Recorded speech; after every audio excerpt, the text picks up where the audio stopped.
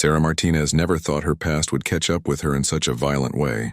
The 42-year-old mother of two had left her career as a SWAT team member 5 years ago to focus on raising her children in the quiet town of Cedar Hills. She thought those dangerous days were behind her. That Tuesday morning started like any other. Sarah dropped her kids off at school and headed to her part-time job at the local community center. Her red pickup truck, a gift from her late husband who died in military service, sat in the parking lot under the morning sun. The truck meant everything to her. It was her connection to the man she loved and lost. Around noon, Sarah heard screaming outside. She rushed to the window and saw flames eating away at her truck. Black smoke billowed into the clear sky as other people gathered around, some calling 911, others just watching in shock. Sarah's heart pounded as she ran outside, but the fire was too fierce to get close. The fire department arrived within minutes, but it was too late. The truck was destroyed. Nothing left but a burnt metal frame and melted parts. As Sarah stood there watching the smoke clear, she noticed something that made her blood run cold. On the ground near the truck, someone had spray-painted a message in red letters. "We know who you are." Fire Chief Reynolds walked over to Sarah, his face serious. He had been her colleague back in her SWAT days and knew her well. "Sarah, this wasn't an accident," he said quietly. "Someone used gasoline to start this fire. This was planned." Detective Williams arrived shortly after and began asking questions. Sarah told him about her past work, the dangerous criminals she had helped arrest, and the threats she used to receive. She had hoped those days were over when she moved to Cedar Hills with her children. "Do you think this is connected to your old cases?" Detective Williams asked as he took notes. Sarah nodded, her jaw tight with determination. "I arrested a lot of bad people. Some of them swore they would get revenge someday. I just never thought they would find me here." As the crowd began to disperse, Sarah noticed a man in a dark baseball cap standing across the street watching her. When their eyes met, he quickly looked away and walked off. Something about him seemed familiar, but she couldn't place where she had seen him before. That evening, after her children were asleep, Sarah sat at her kitchen table going through old case files she had kept. She spread out photos, reports, and notes from her most dangerous arrests. There were drug dealers, gang members, and violent criminals who had all made threats against her and her team. One file caught her attention. Marcus the Snake Rodriguez, a gang leader she had arrested 3 years ago. He had been sentenced to 7 years in prison for drug trafficking and assault. During his trial, he had pointed at her in the courtroom and said, "I'll find you someday, lady cop. You and your family will pay." Sarah checked her laptop and searched for information about Rodriguez. Her heart sank when she found what she was looking for. Marcus Rodriguez had been released from prison just 2 weeks ago on early parole for good behavior. She immediately called Detective Williams and shared her discovery. "I think I know who might be behind this," she said. "Marcus Rodriguez. He threatened me during his trial and he just got out of prison." "We'll look into it," the detective promised. "In the meantime, you should be extra careful. Do you have somewhere safe to stay?" Sarah looked around her small house, the place she had worked so hard to make a safe haven for her children. "This is our home," she said firmly. "I'm not running away. If someone wants to threaten me and my family, they picked the wrong person." After hanging up, Sarah walked through her house, checking all the locks and windows. She pulled out a locked box from under her bed and opened it. Inside was her service weapon, cleaned and maintained but unused for years. She had hoped never to touch it again, but circumstances were changing that hope. Sarah's neighbor, Mrs. Chen, knocked on her door around 10 that night. The elderly woman looked worried as she held a plate of cookies. "I saw what happened to your truck today, dear. I also wanted to tell you that I saw a strange man walking around the neighborhood yesterday. He was taking pictures of houses, including yours." This new information made Sarah's stomach turn. Someone had been watching her home, studying her routine, planning their next move. She thanked Mrs. Chen and assured her she would be careful. As Sarah prepared for bed, she made a decision that would change everything. She would not wait for the police to solve this case. She would not hide and hope the threat would go away. Her SWAT training had taught her that the best defense is often a strong offense. Tomorrow she would begin her own investigation. She would use every skill she had learned in law enforcement to find out who was threatening her family. Marcus Rodriguez, or whoever was behind this, had made a serious mistake. They thought burning her truck would scare her into running. Instead, it had awakened the warrior that had been sleeping inside her for 5 years. Sarah Martinez was no longer just a worried mother.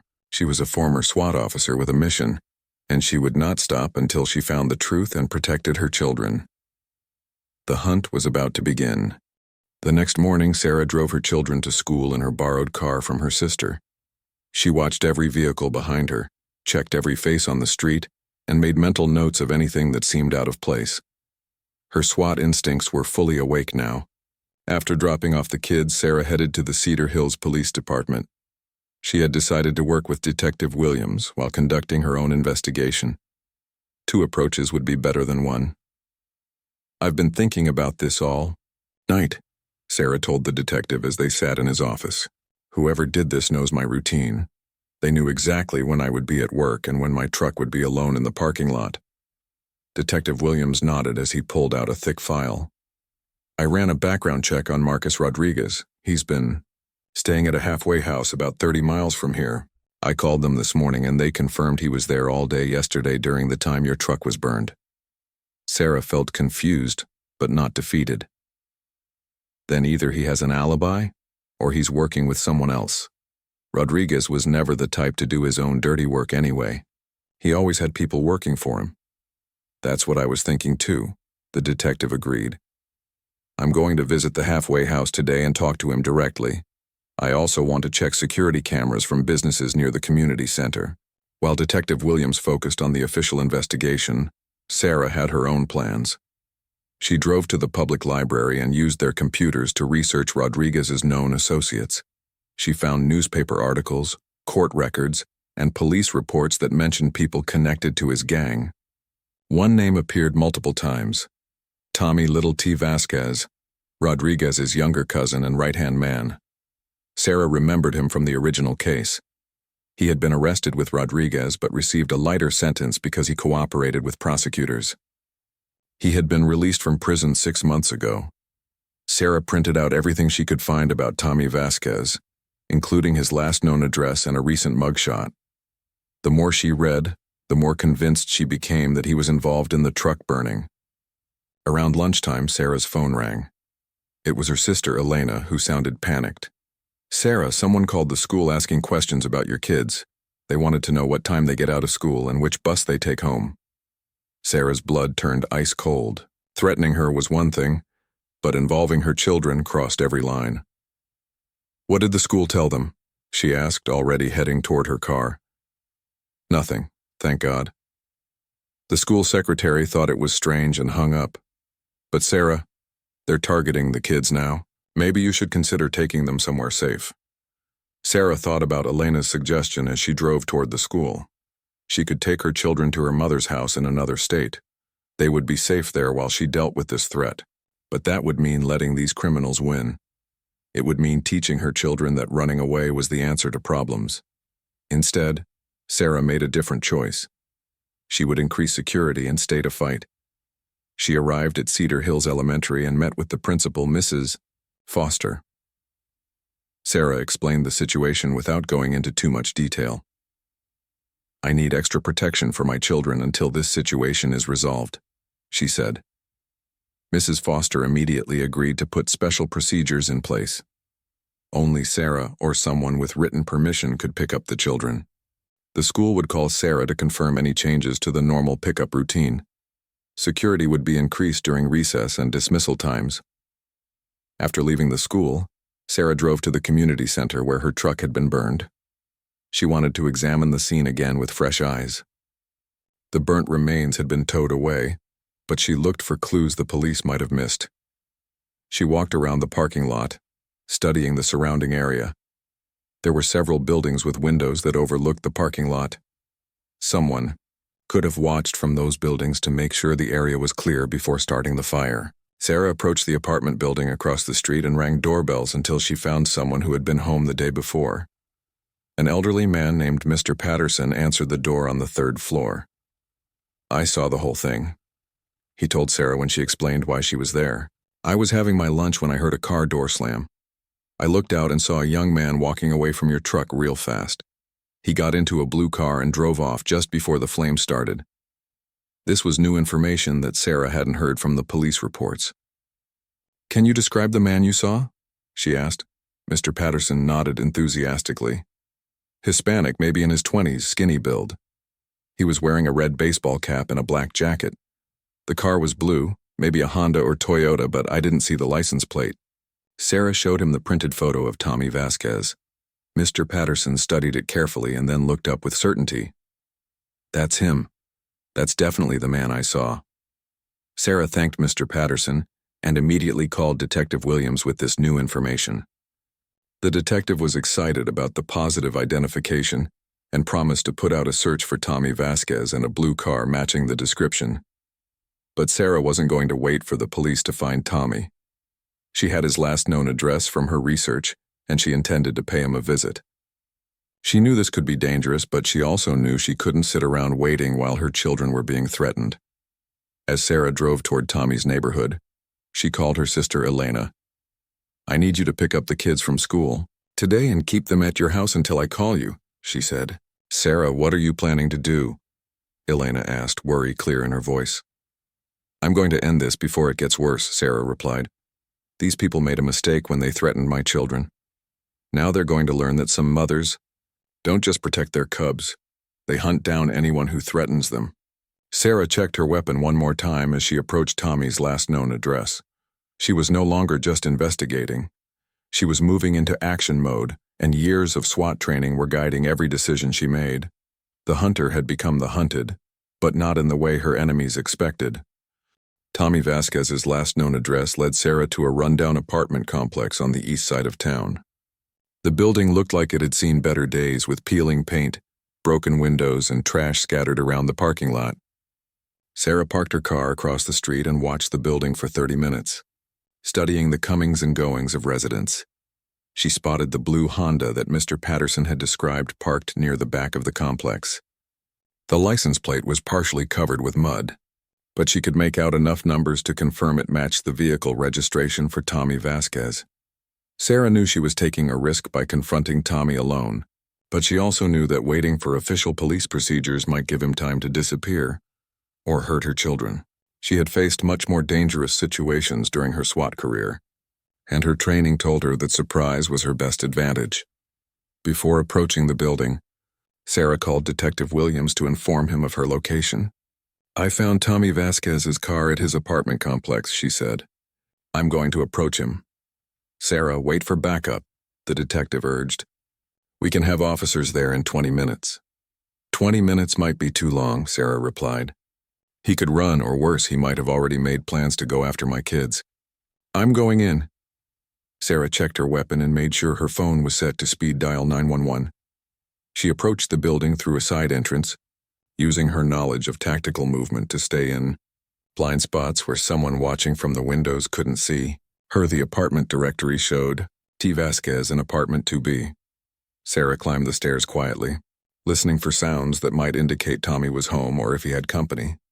The hallway smelled of cigarettes and old cooking, and several lights were burned out, creating shadows that worked in Sarah's favor. She positioned herself beside Tommy's door and listened. She could hear a television playing inside and the sound of someone moving around. Sarah took a deep breath and knocked on the door in a pattern that sounded casual and unthreatening. "Who is it?" came a voice from inside that Sarah recognized from her memories of Tommy's arrest years ago. "Pizza delivery," Sarah said in a higher voice, disguising her natural tone. "I didn't order any pizza," Tommy called back. "It's already paid for." "Address says 2B, Sarah insisted. She heard footsteps approaching the door. This was the moment of truth. Sarah positioned herself so she would have the advantage when the door opened. The door opened slightly, held by a security chain, and Tommy's face appeared in the gap. His eyes widened in recognition and shock when he saw Sarah. He immediately tried to slam the door shut, but Sarah was ready for this reaction. She threw her shoulder against the door with the full force of her SWAT training. The security chain snapped and the door flew open, sending Tommy stumbling backward into his apartment. Sarah followed him inside and quickly closed the door behind her.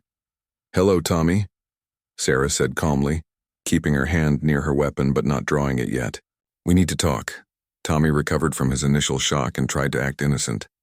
"I don't know what you want, lady. I haven't done anything wrong." Sarah looked around the small apartment. It was messy and smelled of cigarettes and cheap beer. On a table near the window, she saw something that made her heart race. Photographs of her children walking to school, pictures of her house, and notes written in Spanish about her daily routine. Really? Sarah said, pointing to the surveillance materials. Then explain those photos of my children. Tommy's face went pale when he realized he had been caught red-handed. He made a sudden move toward the table, probably reaching for a weapon, but Sarah was faster. Years of training kicked in as she grabbed Tommy's arm and used his momentum to pin him against the wall. I wouldn't do that if I were you, Sarah said firmly, maintaining her grip on Tommy's arm. I'm a lot stronger than I look, and I'm a lot angrier than you probably realize. Tommy stopped struggling and stared at Sarah with a mixture of fear and respect. You're that SWAT lady who arrested Marcus, he said. He told me you were tough. So Marcus did send you, Sarah confirmed. He's using you to do his dirty work while he stays safe in his halfway house with an alibi. Tommy didn't deny it. He said you ruined his life. Took away his freedom, his business, his respect on the streets. He wants you to know what it feels like to lose everything. Sarah felt anger building inside her, but she kept her voice steady and professional. By threatening innocent children? By planning to hurt kids who never did anything to anyone? Marcus said fear is the only thing people like you understand, Tommy replied. Sarah realized that Tommy was just a tool being used by Marcus Rodriguez. He was following orders without thinking about the consequences of what he was doing, but that didn't make him any less dangerous to her family. Here's what's going to happen, Tommy, Sarah said, still holding him against the wall. You're going to call Marcus right now and tell him that his plan failed. You're going to tell him that I'm not scared and I'm not running away. Tommy shook his head. I can't do that. Marcus will kill me if he thinks I betrayed him. And I'll make sure you go to prison for a very long time if you don't, Sarah countered. Arson, stalking, threatening children, those are serious crimes. You're looking at 15 to 20 years. Sarah could see Tommy weighing his options. He was caught between Marcus's threats and the legal consequences of his actions. She decided to offer him a way out that might work for everyone. Or, Sarah continued, you can help me end this. You can help me make sure Marcus can't hurt anyone else's family. In exchange, I'll talk to the prosecutor about reducing your charges. Tommy looked confused. What do you mean?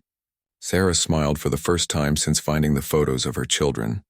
I mean, we're going to turn you from Marcus's weapon into my secret advantage. You're going to help me catch him in the act of planning something even bigger. Because burning my truck was just the beginning, wasn't it, Tommy? Tommy's expression confirmed what Sarah had suspected. Marcus Rodriguez wasn't finished with his revenge. The truck burning was meant to be the opening move in a much larger plan to destroy her life and hurt her family. Now Sarah had the inside information she needed to turn the tables on her enemy. The hunted was about to become the hunter, and Tommy Vasquez was going to help her do it. Tommy Vasquez sat nervously on his couch as Sarah paced around his apartment, studying the surveillance photos and notes spread across his table. The evidence showed months of planning and preparation, far more extensive than just burning a truck. Tell me about Marcus's real plan, Sarah demanded, sitting across from Tommy with her arms crossed. And don't lie to me. I can tell when people are lying and you're already in enough trouble. Tommy rubbed his hands together anxiously. Marcus didn't just want to scare you. He wanted to destroy your whole life piece by piece. The truck was supposed to make you feel vulnerable and paranoid. What was supposed to happen next? Sarah asked. Tomorrow night, during your daughter's soccer game, Marcus planned for me to break into your house and steal all your important papers, family photos, and personal stuff. He wanted to make you feel like nowhere was safe. Sarah felt sick thinking about strangers going through her family's personal belongings, touching her children's toys and clothes, violating the sanctuary she had worked so hard to create for her kids. And after that, she pressed. Tommy looked even more uncomfortable. Marcus has friends who work at different places around town. They were going to start calling your job, your kids' school, and your neighbors with lies about you. They wanted to turn the whole community against you. The plan was more sophisticated and cruel than Sarah had imagined. Marcus wasn't just seeking physical revenge. He wanted to destroy her reputation, her relationships, and her children's sense of security in their hometown. How many people are working with Marcus? Sarah asked. Maybe 6 or 7 guys. Some are still in prison and helping from the inside by making phone calls. Others are on the outside doing the actual work. Sarah realized she was facing a conspiracy, not just one angry ex-convict. This made the situation much more dangerous, but it also gave her more opportunities to gather evidence and build a strong case against all of them. Tommy, I'm going to make you an offer, Sarah said. You can choose to be part of the solution or part of the problem. Help me catch Marcus and his crew, and I'll make sure the prosecutor knows you cooperated. Tommy considered her offer carefully. What would I have to do? You're going to keep pretending to work for Marcus, but you'll really be working for me. You'll wear a wire when you meet with him and record everything he says about his plans. That's really dangerous, Tommy said. If Marcus finds out I'm working with you, he'll have me killed. Sarah understood Tommy's fear, but she also knew this was the best way to protect her family and stop Marcus permanently. It's dangerous, but it's also your best chance at a future that doesn't involve spending the next 20 years in prison. After 30 minutes of discussion, Tommy agreed to cooperate. Sarah called Detective Williams and asked him to meet them at the police station. She had decided to bring the official investigation into her plans. At the police station, Detective Williams was amazed by the evidence Sarah had uncovered and impressed by her success in flipping Tommy to their side. This is exactly what we needed to build a solid case, he said.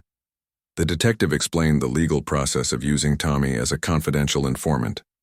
Tommy would need to sign paperwork, undergo training, and follow strict protocols to ensure his safety and the admissibility of any evidence he gathered.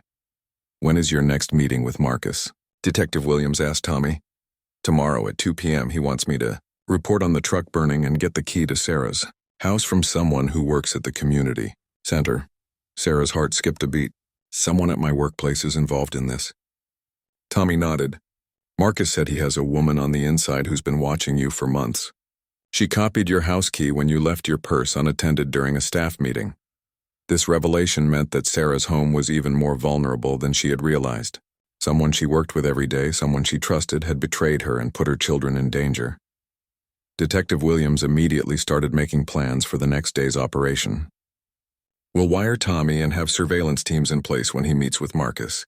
We'll also need to figure out which of your coworkers is involved.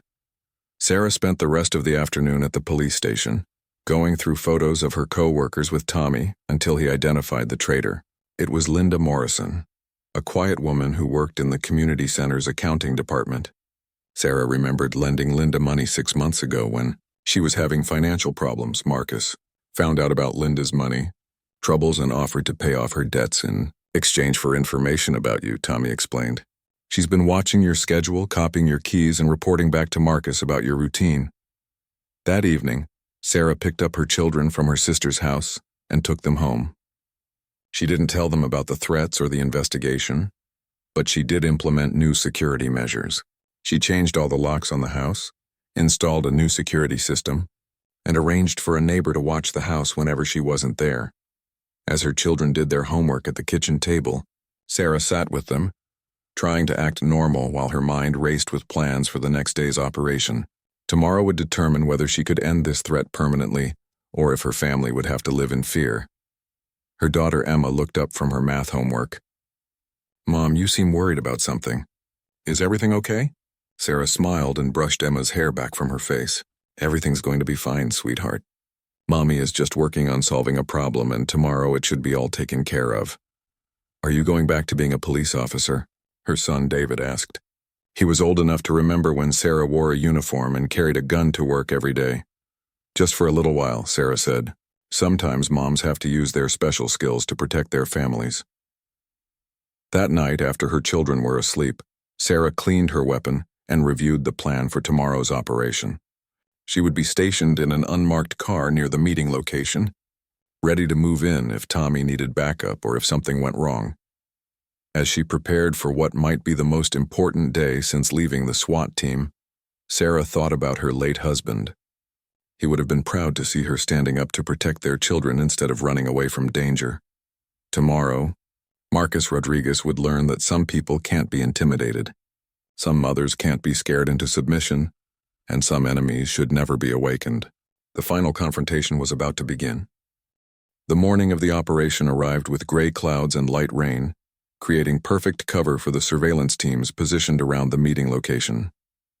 Sarah sat in an unmarked police car 2 blocks away from the abandoned warehouse where Tommy was supposed to meet Marcus Rodriguez.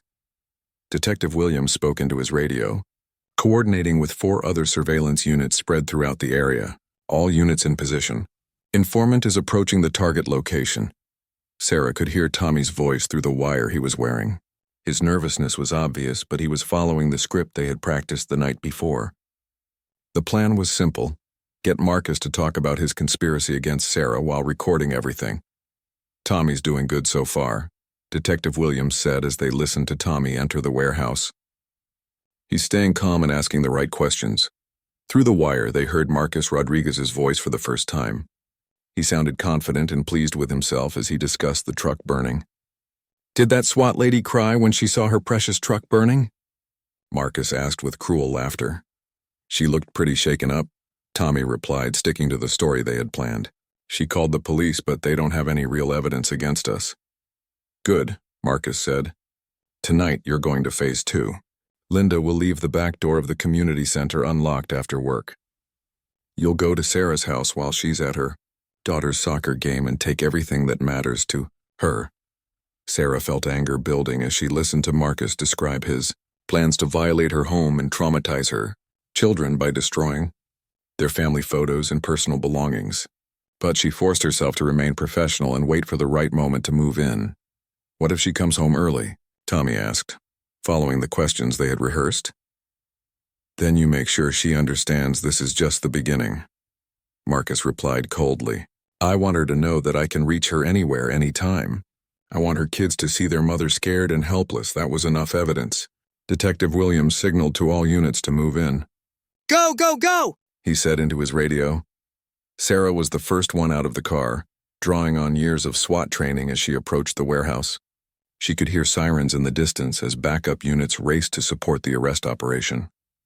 Inside the warehouse, Marcus suddenly realized something was wrong. "Wait, where did you get that shirt, Tommy?" he asked suspiciously. "You weren't wearing that yesterday." Sarah knew the wire had been discovered. She burst through the warehouse door with her weapon drawn just as Marcus pulled a gun and pointed it at Tommy's head. "Drop your weapon," Sarah shouted, using her command voice from her SWAT days. "Police, you're surrounded." Marcus spun around to face Sarah, keeping Tommy between them as a human shield. Well, if it isn't the famous Officer Martinez. "Come to arrest me again." "It's over, Marcus," Sarah said calmly, keeping her weapon trained on him. "We have you on tape planning multiple felonies. Let Tommy go and surrender peacefully. You think you won?" Marcus laughed bitterly. "You destroyed my life, took away everything I worked for. Now I'm going to return the favor." Sarah could see the desperation and rage in Marcus's eyes. He was cornered and dangerous. Exactly the kind of situation she had trained for during her SWAT career. She needed to de-escalate the situation before someone got hurt. "Your life was destroyed by your own choices," Sarah said firmly. "You chose to sell drugs. You chose to hurt people, and you chose to threaten innocent children. I was just doing my job." Detective Williams and 3 other officers entered the warehouse from different doors, surrounding Marcus but staying back to avoid escalating the standoff. "Let Tommy go, and we can work this out," Detective Williams called out. Marcus tightened his grip on Tommy and pressed the gun harder against his head. "I'm not going back to prison. I'd rather die here than spend another day in a cage." Sarah recognized the signs of someone who was about to do something desperate. She had seen this before in her SWAT career, and she knew she had only seconds to act before the situation turned deadly. "Marcus, think about your family," Sarah said, trying a different approach. "You have a sister who visits you in prison, a mother who still believes in you. Do you want them to remember you as someone who killed an innocent person?" For a moment, Marcus's expression softened, and Sarah thought she might be getting through to him. But then his anger returned stronger than before. "My family gave up on me the day you arrested me," he snarled. "They chose their respectable lives over supporting me." Sarah realized that reasoning with Marcus wasn't going to work. He was too consumed by his need for revenge to think clearly. She would have to use her tactical training to end this standoff before Tommy got hurt. Sarah caught Detective Williams's eye and gave him a subtle signal they had used during her SWAT days. The detective nodded almost imperceptibly and began moving slowly to his left, creating a distraction. "You know what your problem is, Marcus?" Sarah said loudly, drawing his attention back to her. "You always let other people do your dirty work. Even now, you're hiding behind Tommy instead of facing me directly." The insult worked exactly as Sarah had hoped. Marcus's pride was wounded, and he made the mistake of turning his full attention to her. In that split second, Sarah made her move. Using speed and precision developed through years of training, Sarah dove to her right, while simultaneously firing a single, carefully aimed shot. The bullet struck Marcus in the shoulder, spinning him around and causing him to drop his weapon. Tommy immediately broke free and ran toward the police officers as Detective Williams and his team rushed forward to arrest the wounded Marcus. Rodriguez, call for an ambulance, Sarah ordered as she kicked Marcus's gun away from his reach. And somebody call the community center. We need to arrest Linda Morrison before she realizes her plan has been exposed. As paramedics arrived to treat Marcus's wound, Sarah finally allowed herself to feel relief.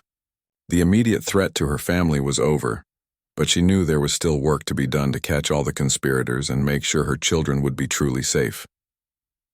3 weeks later, Sarah sat in the district attorney's office as prosecutor. Janet Mills reviewed the final charges against Marcus Rodriguez and his conspirators. The case had grown even larger than Sarah had initially realized. Thanks to the evidence you gathered and Tommy's cooperation, we were able to arrest 7 people involved in this conspiracy, the prosecutor explained. Marcus Rodriguez is facing 25 years for organizing the criminal enterprise, arson, stalking, and assault with a deadly weapon. Linda Morrison, Sarah's co-worker who had been secretly helping Marcus, had been arrested the same day as the warehouse confrontation. Police found copies of Sarah's house keys, work schedules, and detailed notes about her children's activities in Linda's desk. Linda Morrison has agreed to plead guilty in exchange for a reduced sentence of 5 years, the prosecutor continued. She's providing information about other people Marcus tried to recruit for his plan. Tommy Vasquez, true to the agreement he had made with Sarah, received a sentence of 3 years probation and community service. His cooperation had been essential to breaking up the entire conspiracy. Sarah learned that Marcus had been planning an even more elaborate revenge scheme that would have included threatening her, children's friends, sabotaging her car, and spreading false rumors designed to get her fired from her job and ostracized from the community. The most important thing, Prosecutor Mills said, is that your quick thinking and brave actions prevented a much larger tragedy. Marcus Rodriguez will never be able to threaten you or your family again. As Sarah left the courthouse, she reflected on how much her life had changed in just a few weeks. The quiet, peaceful existence she had built after leaving the SWAT team had been shattered. But in rebuilding it, she had discovered that her protective instincts and law enforcement skills were still sharp and strong. Detective Williams met Sarah in the parking lot. I have some good news, he said with a smile.